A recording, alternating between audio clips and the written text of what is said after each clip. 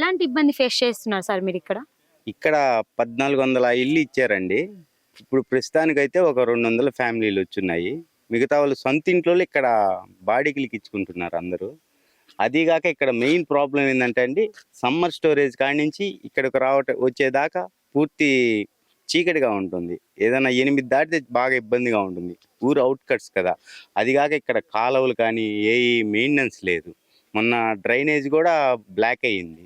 వస్తే అది క్లియర్ చేశారు. కానీ ఈ కాలువలు తీయటం కానీ ఇక్కడ ఎలాంటి మెయింటెనెన్స్, ఇక్కడ మున్సిపాలిటీ తరపున ఎలాంటి మెయింటెనెన్స్ ఇక్కడ జరగటం లేదు. కొంతమంది పిల్లలు తాగి ఆకతాయిలు బళ్ళేసుకొని ఇష్టం వచ్చినట్టు తిరగటం, కొద్దిగా చిన్న చిన్న ఇక్కడ ట్యాప్లు కూడా మొన్న దొంగతనానికి గురైనవి. అట్లా ఇక్కడ కొద్దిగా ఇన్సెక్యూర్గా ఫీల్ అవుతున్నారు.